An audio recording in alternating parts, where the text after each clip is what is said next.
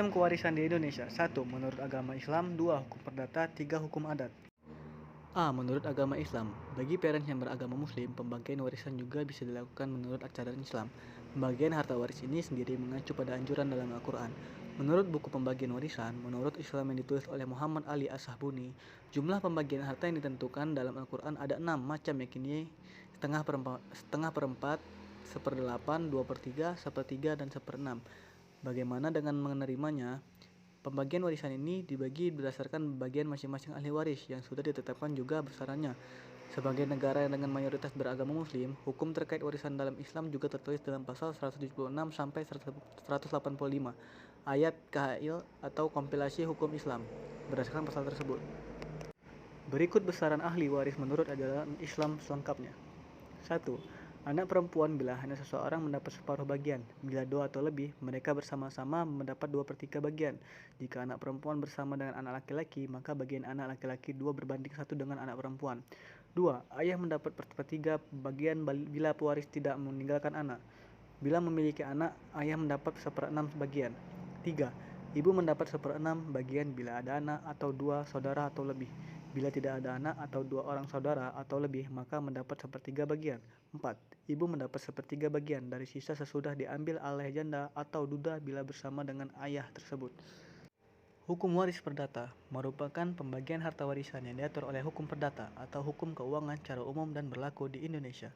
Pembagian warisan menurut hukum waris undang-undang KUH Perdata dapat dibedakan menjadi 4 golongan ahli waris, yakni golongan pertama, termasuk suami atau istri dan atau anak keturunan pewaris yang berhak menerima warisan. Pembagian adalah istri atau suami dan anak-anaknya masing-masing mendapat 1/4 bagian. Golongan kedua merupakan mereka yang mendapat warisan bila pewaris belum memiliki suami atau istri serta anak. Maka yang berhak mendapatkan warisan adalah kedua orang tua, saudara dan atau keturunan saudara pewaris.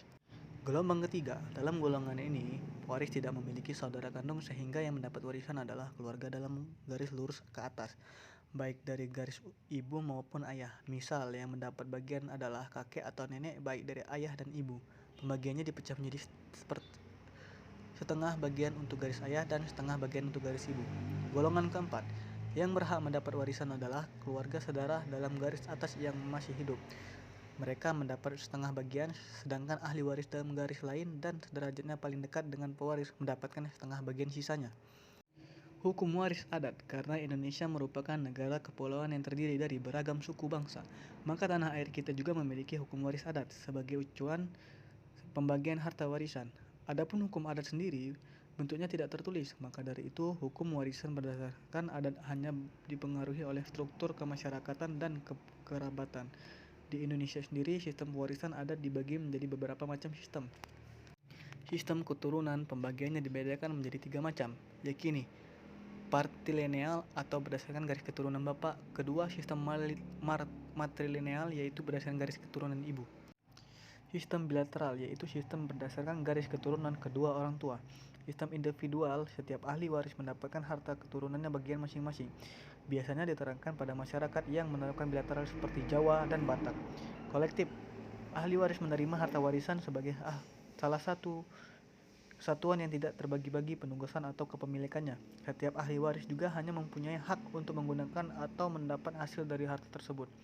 Sistem mayorat, harta warisan dialihkan sebagai satu kesatuan yang tidak terbagi dengan hak penguasaan yang dilimpahkan kepada anak tertentu. Seperti halnya di masyarakat Bali dan Lampung, harta warisan dilimpahkan kepada anak tertua dan di Sumatera Selatan kepada anak perempuan tertua. Sistem bilat, itulah beberapa hukum waris yang ada di Indonesia. Pembagiannya memang dalam pembagiannya pun dibutuhkan kesabaran agar tidak menimbulkan konflik dalam keluarga.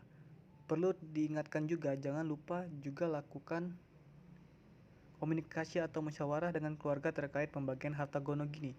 Komunikasi yang terbuka bisa membantu mendapatkan hasil akhir terkait pembagian warisan secara adil dan tentunya hubungan keluarga tetap harmonis. Sekian dari saya, Radia Aulia Akbar, kelas H Hukum Ekonomi Syariah. Terima kasih. Wassalamualaikum warahmatullahi wabarakatuh.